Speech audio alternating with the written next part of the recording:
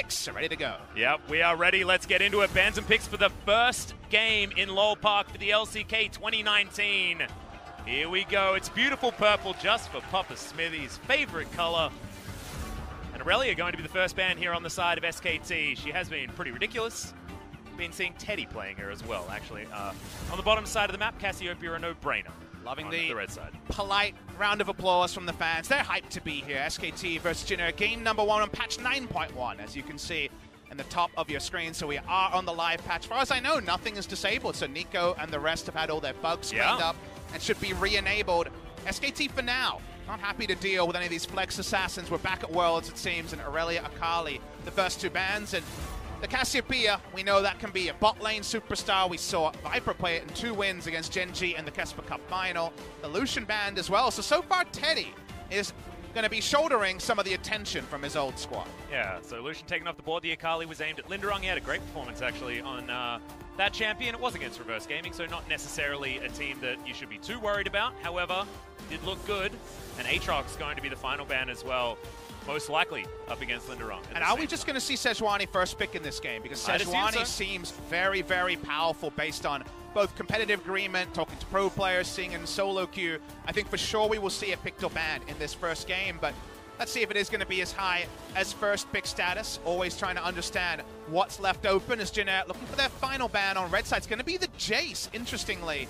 A big favorite of Khan, and we saw it in the bot lane from Viper in the Kesper Cup final. Yeah, exactly right. And people have been playing it a lot in solo queue as well. The Urgot does still stand tall, was definitely high priority in the LPL as we saw on this patch, but extraordinarily high priority for Khan and for SKT in the Kesper Cup. And maybe SKT will go with what worked in the Kesper Cup and say, well, guess what? Both of the Aftershock abusing mid laners are available. Lissandra and Galio, you can get one of them. You can't necessarily get both. But with the Urgot already locked in, they can guarantee an Aftershock mid laner if they want to play that similar style. On the side of Jinner here, Zyra Khan. Now, Khan is actually the most banned champion by Griffin in the Kesper Cup. A lot of respect shown to potential engage available there. Saw some slight nerfs being considered around the PBE and around the recent patches, but Rakan will be the first pick here from Jinner and their new duo lane. Remember, guys, it is not Nova. It is not going to be Grace in the starting lineup here. It is Root and Kellen as this very young duo who are being allowed to debut together and preferred over Stitch and Nova. And Jinner have decided to go with the Ultra Engage combo of the Rakan Galio. The Gargoyle delivery system is certainly set up here for Jinner, and I'm actually surprised that Kellen didn't go for his Thresh. His Thresh was fantastic, roamed very, very early when we first saw him make his debut. He did partake in what was the worst dive of all time on that champion. However, still was able to do some pretty fantastic things to get them through the later stages of that game. The Ezreal to be locked in here for Teddy, and they're going to pair it up with the Tahm Kench. Pretty standard, what was a Gen.G combo, now turned into what feels like an SKT combo. It's definitely the safety-first duo on the blue side here for SKT. Jinner, they're actually considering going for a much more risky lane here with the Rakan and Kai'Sa, the out-of-lane specialists rather than in-lane specialists. Not like Ezreal and Tahm have kill pressure, but they definitely will be in a stronger part in the 2v2 as our first round is finally locked in. Camille could be considered as a jungle here for Malrung just to have the Camille Galio engage, and could definitely be a low threat comp with just as much CC as possible for Kai'Sa to pop off. Well, Zoe's going to be banned away from Faker. It's been a long time since we've seen him play that champion. I think Lissandra probably would have been a bit of a no-brainer there, but they might be wanting to first round it and potentially give it over to Linderung, just add to more AoE in these team fights. Faker's usual fallback into something like Galio in the past has been something like the Azir that he played in the Kesper Cup. Can get away with a lot of farming lanes against Galio, in spite of the fact that on 9.1, his numbers haven't been changed. He's very, very strong on the burst. They listen to you, Papa Smithy, so they are going to ban it away. They don't want them to farm out, so the Azir will be banned, like we mentioned. Might just default to Lissandra for a bit of a farm lane. So the Camille Galio is denied. Still no visit to the Piggy, though. Sejuani, so far, has fallen through picks and bans. Absolutely crazy. As the final ban could potentially be a jungler, might be that Sejuani. Nocturne also works great with the Galio-type compositions, as it's actually the Kindred, another champion that does work well with a lot of circles on top of her. And let's zoom in on who the jungler is rather than picks that fit the comp. It's Malrung, the guy who played the first jungle Jace, the guy who played the first jungle Jax. Jungle Jax could actually be an interesting choice here if they want to go that way. If they want to go normal, you take Sejuani and go for a last pick top lane here. But if you want to go Malrang, you last pick your jungle, and you know this guy plays just like Spirit, 130-odd champions in the jungle. So they're going to lock in the Scion. Iceborne Gauntlet Scion is what we saw from the Shy. It can beat Urgot in lane, but we saw more often than not, Khan was having his way with the Urgot versus Scion matchup back at Kesper Cup. Yeah, we'll see whether Linderung can just pilot his way out of that lane and possibly affect the rest of the map, as now Victor is being considered.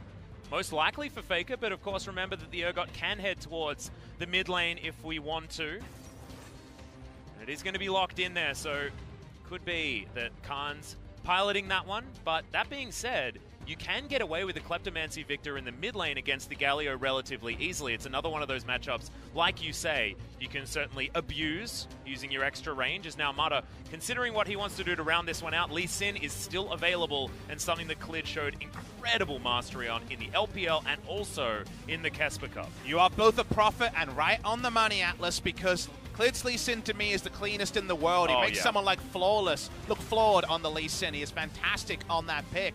But it does mean they had to blind pick jungle, and jungle matchups, if you're not going tank versus tank, can be a lot more swingy. We're getting Lee Sin versus Xin Zhao here, as the Xin Zhao, which was disabled for the majority of Kesper Cup, is back and allows for a very aggressive option. If I look at this duo, if we do end up with Victor mid lane, you have to expect that Malrang and Chongo are going to be focusing on killing Faker again and again, but we'll know at 20 seconds if it's Faker on Urgot or Faker on Victor. Exactly, and I mean, this is what your brain tells you, is that it's going to be the classic Victor top, but Faker has played so much Victor in his time, and Khan as well is the Urgot play. You have to wait for that one to tick down before we'll know.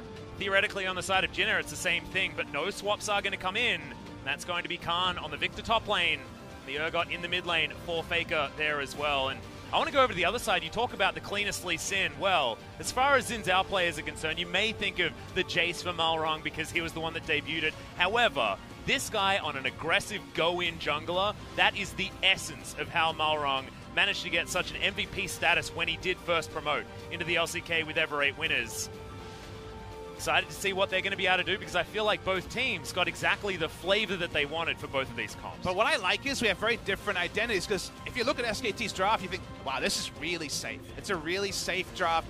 Urgot first pick can deal with most lanes. The Victor's a strong laner. Ezreal, Tahm Kench is safe. Lee Sin's going to be farming till 6. It's kind of a safety first. We're in this big lull park. We're the dream team. We need to win. Let's just not mess up draft and go safe. Meanwhile, the Xin Zhao Galio is much more on the playmaking side. The bot lane is a lot more risky in the 2v2. So Jinner, the team that's definitely got a lot less expectation, is kind of thrusting themselves into the aggressor role. Meanwhile, SKT is kind of saying, stay away from me, I'll get to where I need to be, and wants to be a bit more non-interactive. So how that all comes together in this low park debut is going to be so fun to watch. Yeah, we are going to find out right now. Here we are, onto the Rift for game number 1.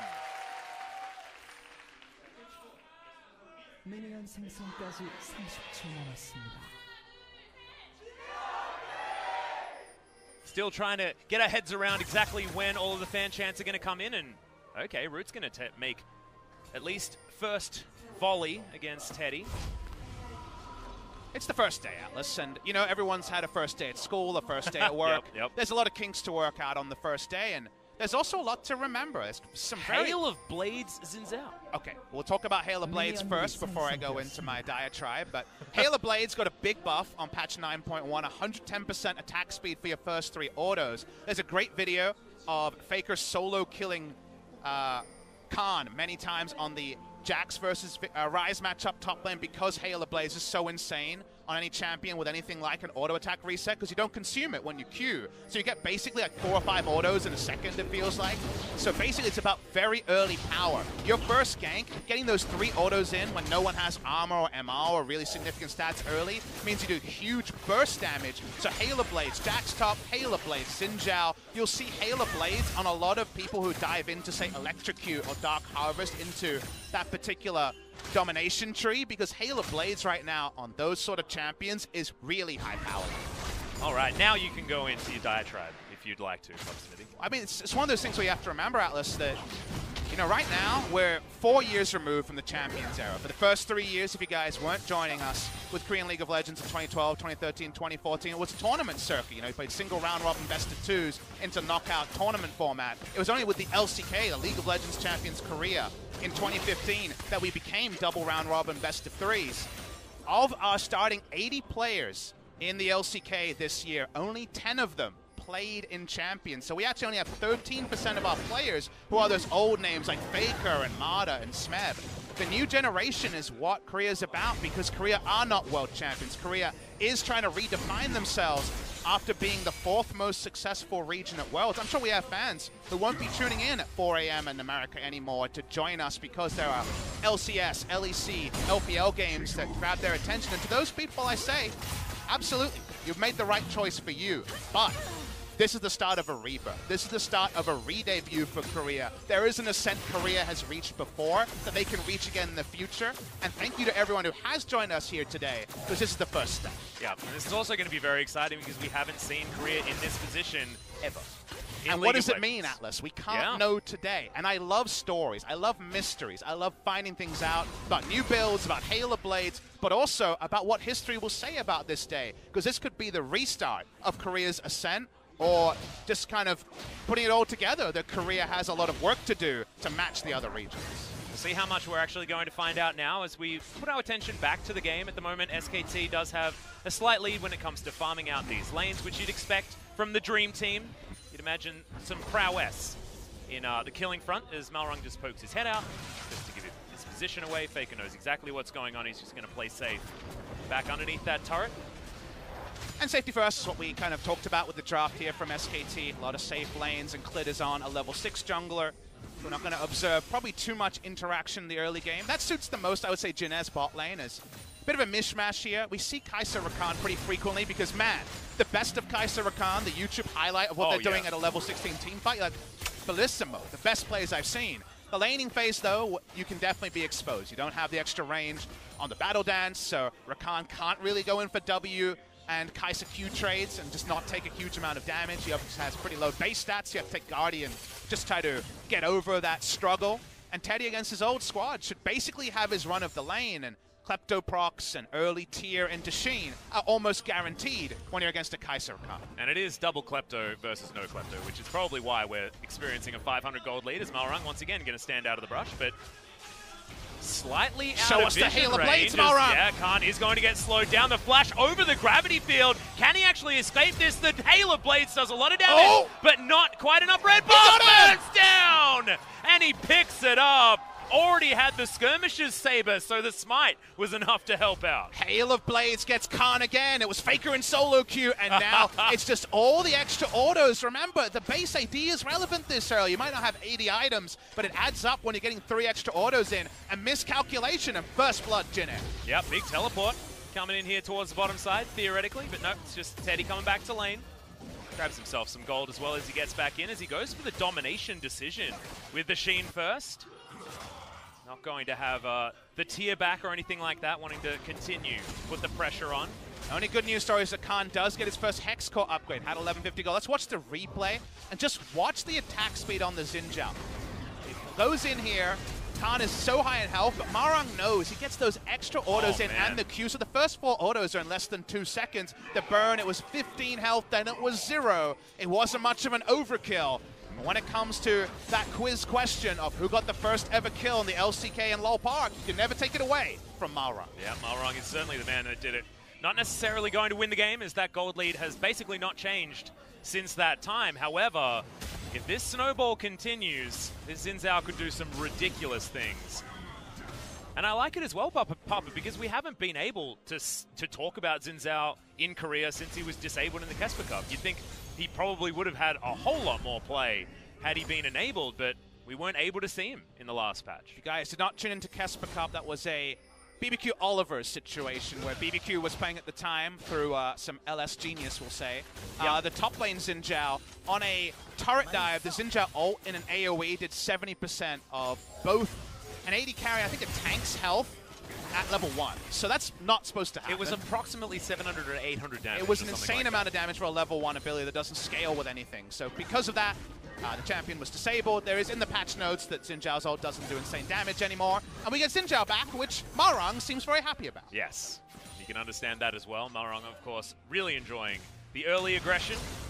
Faker as well, looks like he's having a pretty good time here in this lane at the same time. 12 CS advantage. Shoving up, trying to grab that first 160 gold bucket, and should be able to do so. Oh no, Not quite there. Man, that is a sliver away.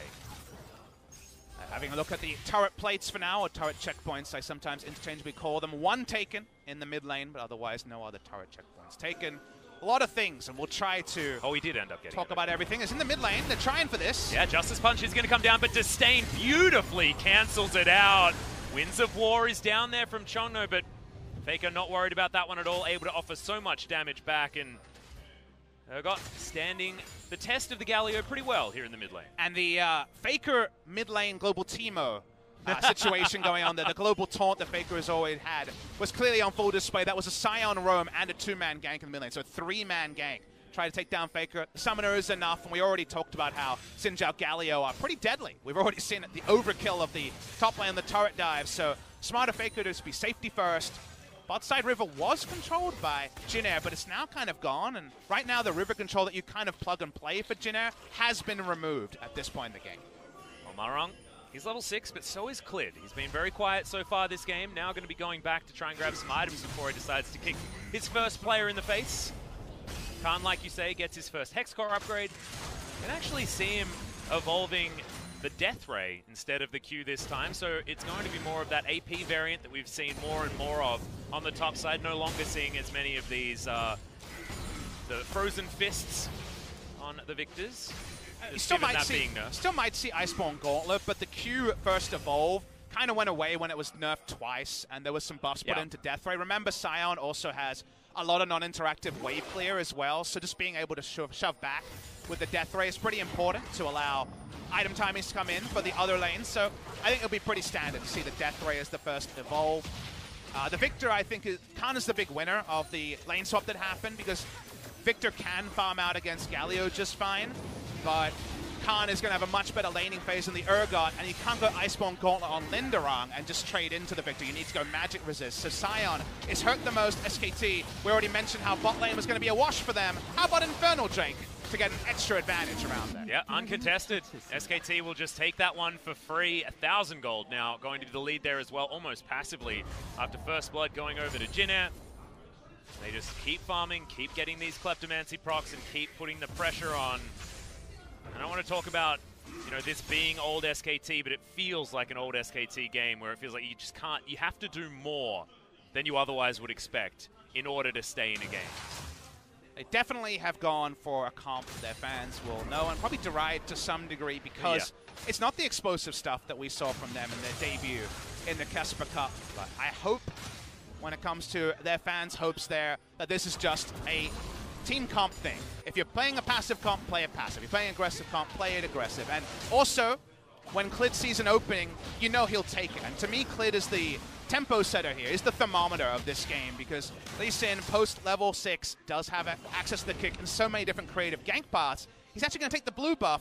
Not sure if that was intentional or just the fact that it released away from Faker, who really wanted his mid lane farm. Yeah, Faker actually just didn't care, wanted to get that first minion, so decides to forego.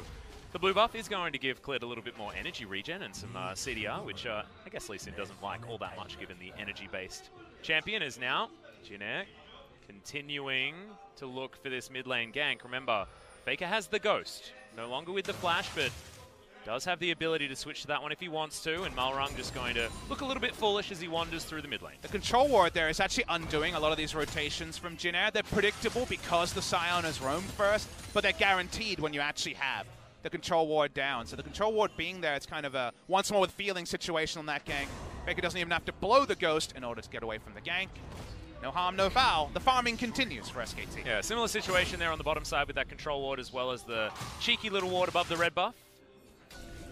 So Jin Air with a lot of information as well, able to peer over this wall. Kellen hasn't actually, I haven't seen him use his grand entrance at all, hasn't started any fights, but of course Jin Air, we know they've got so many tools to get action happening in this mid-game as it does dawn on us. So how do you play out the mid-game if you're SKT as well? A lot of fans will be asking.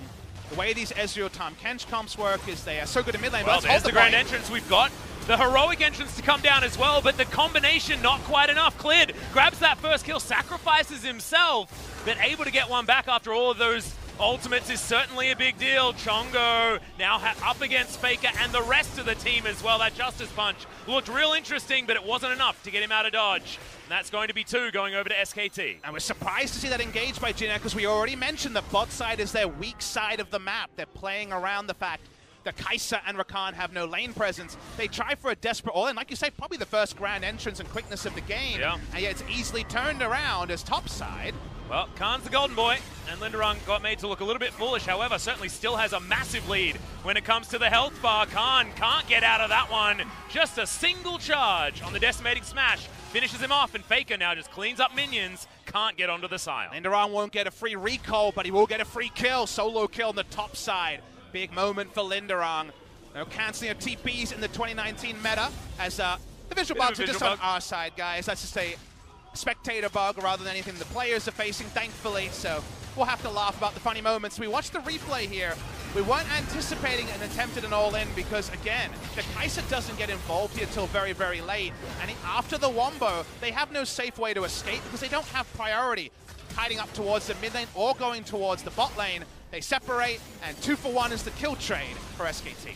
Yeah, Chongo just sacrifices himself. The call was not to go in, otherwise the Kai'Sa would have probably gone down as well. So, good guy Galio. The star makes that sacrifice for the team. Good guy Galio's GGG, I like it. Yeah. Pretty good nickname there. Well, I mean, he always finds himself in the middle of everyone. It's true. Chongo was able to make some nice moves there on the Galio. Seeing the harass come through, not having a fun lane phase, but an HCS disadvantage is definitely not the biggest one for the Kai'Sa here. Be all and end all. The turret plates have gone down. Only one, I believe, was claimed by the Ezreal and Tom. So Jin have done a pretty good job bot side of repelling this aggression from SKT, but SKT still do shoulder a pretty nice gold lead, about 2,000 gold in the early game. Yeah, so if you're an SKT fan, you're looking at this and you're thinking, oh, 2-3, that doesn't look so good, but you're looking at the gold and you're thinking things are going great. However, ease of execution, I feel, does go in the hands of Jin Air Green Wings for this game. If they just put their faces in, all 5 people at once, they'll likely get a hell of a lot of CC and try and be able to take someone down. However, SKT, a lot of finesse in their composition, a lot of ability to clear waves, control, get picks. See if they can play around that. Ezreal is always about timings. The reason why Korean Ezreal has always done pretty damn well, it's always been a very good champion here, not one to be derided like NAJs, for example. Yeah. One reason why Korean Ezreal has always worked is get your 2 items, go mid with a Tahm Kench, and get the ability to just farm in the mid lane, get a fast mirror mana, and be so powerful. But before then, we're seeing more fighting. Yeah, Marta's in trouble. Eats the grey health, uses the flashes. There's the killer instinct. Marta in trouble. Gets underneath the turret, and he will be okay. True shot barrage. The heal is used even though Kellen was out of range because, yes, I think that may have killed. Malron gets slowed down. Audacious charges. Use the E beautifully there from Teddy. Devour right on hand. Now they're able to offer some damage back. However, is it going to be enough to stop this tower from going down? A lot of melee champions are very overextended to get turret damage. Here's Faker. He's just going to try and herd them away. No kill there. Half a Teemo away from that taunt being oh so important and getting them the kill bot side. And meanwhile, Clearly uses his free time to take down the Rift Herald and try to get the first turret on the board for SKT. Yeah. Should be able to at least get some work done here with this Rift Herald on the top side of the map. Shelly, just to get that charge happening. Linderung not going to be able to clear out the wave in time. He'll likely just have to leave and let this tower fall down. So first turret going over to SKT. First Dragon going to them as well. Not able to find the gank due to Teddy having some pretty swift movements alongside of Marta.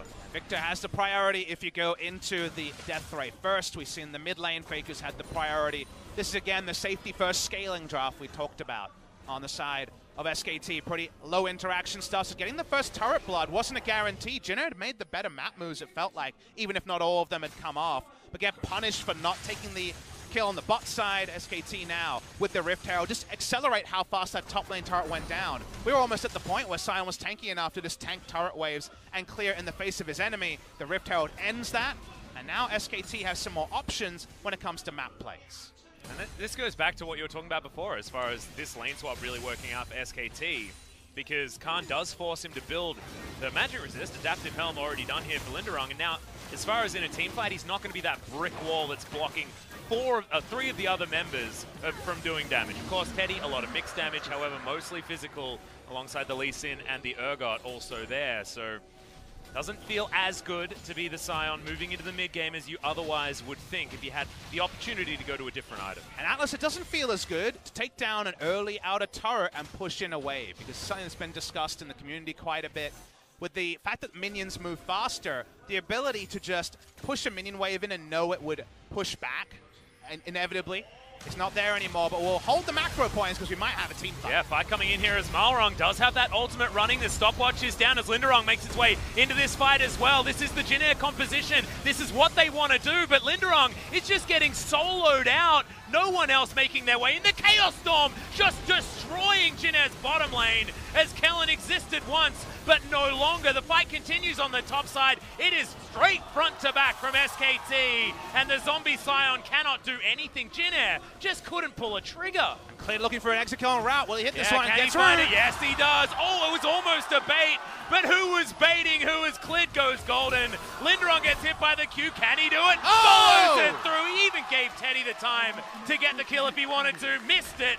And then Clid able to follow up with a resonating strike. This is why you don't let him play the Lee Sin. There's no Lee syndrome problems with Clid. It's a Clin syndrome, baby. Every time I see him, I want to see him lock in that Lee Sin. Really nice kick there to finish it all off. And the thing for Jin Air was they were all front row for the initiation you talked about, the initiation that they had set up for themselves. But unfortunately, based on that, the timings were off. They didn't fully commit at the same time.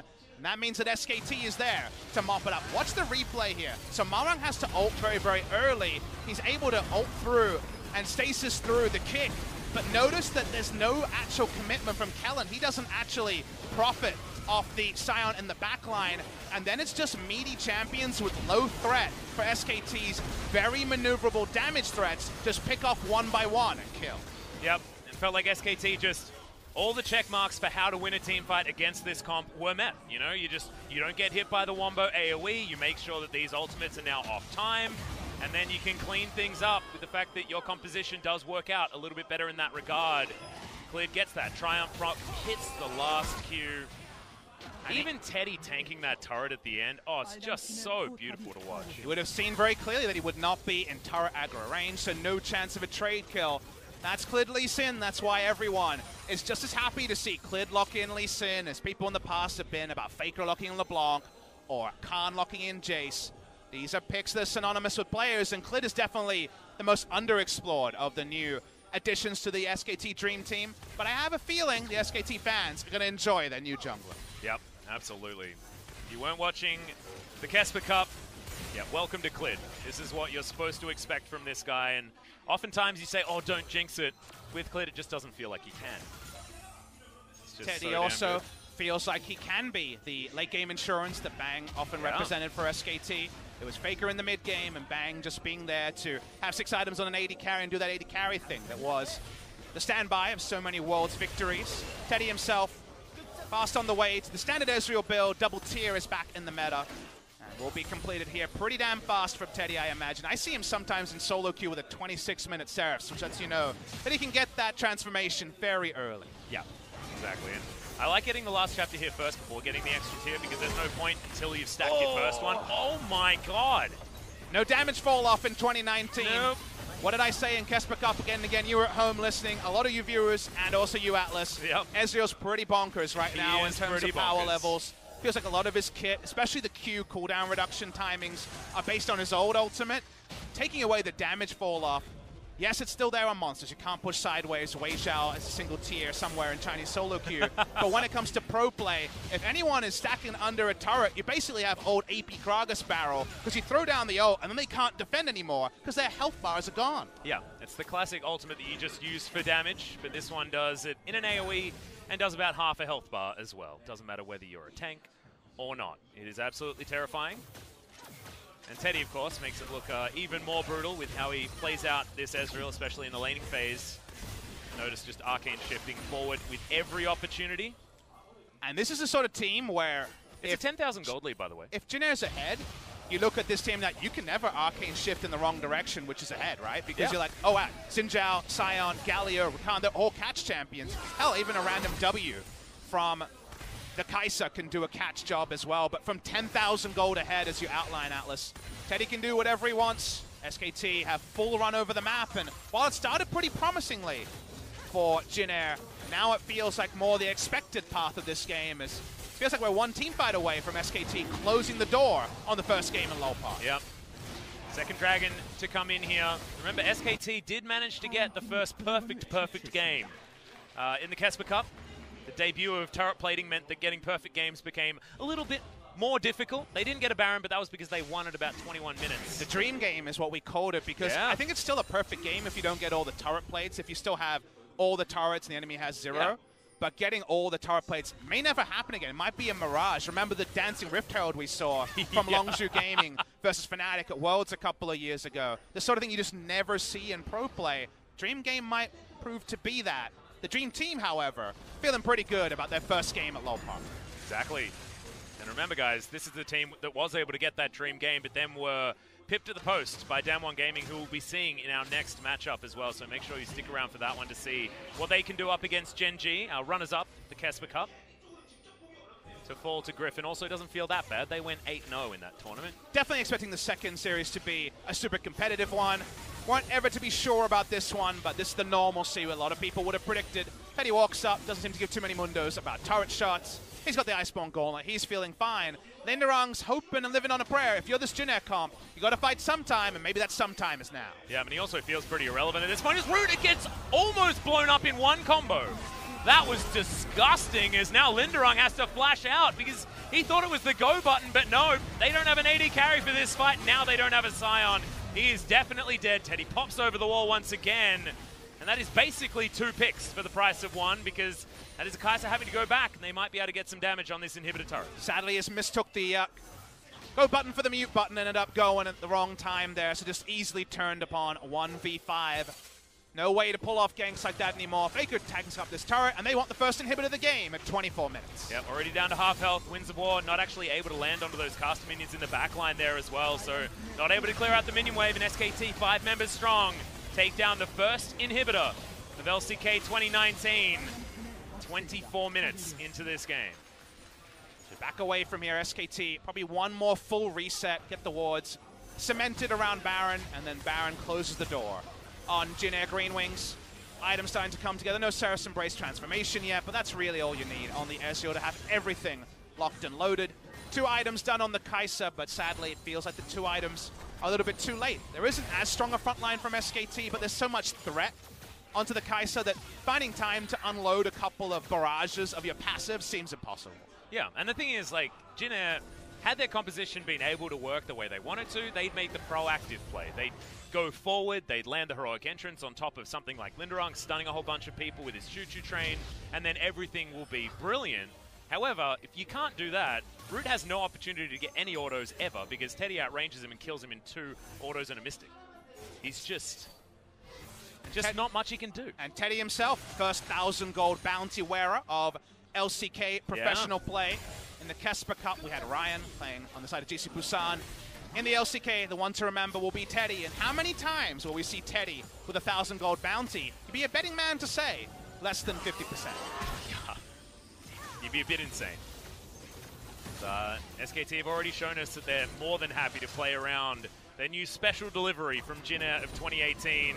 Abyssal Voyage, just for some map movement. Wouldn't be Marta without making the good plays to get the objectives. Put the screws in to win this game. It's what he was good at on KT. It was what he was good at on RNG. Continuing that prowess here. 2019 on SKT. Jin Air only have all-in options. Galio has some decent wave clear, but a lot of it's short range. Here's the all-in! Here we are. That's a 4-man quickness to start this one off. Could this be the team fight they're looking for? Is already Marta has fallen down. SKT, they do not want a bar of it. It's Fear Beyond Death. Just takes down Root. There is nothing that this Kai'Sa can do against this comp by the looks of things. And they're trying to get more. Chongo just goes the wrong way, gets picked off, and SKT, that looked like a fight they couldn't win, but still they're able to do it. Khan getting the Chaos Storm in there, pulled back onto the gravity field, and he'll go down to his zombie form, and I feel like the rest of the team may follow. Jin Air finally pull off the execution the coach would have been looking for from the draft, but it's 10,000 gold behind. All of the damage still available on SKT, and they will win the game here. I think that might have been a Sheen proc that took Kellen down to that low health bar, but Faker flash disdaining him. They want to get the kills before they finish off this Nexus.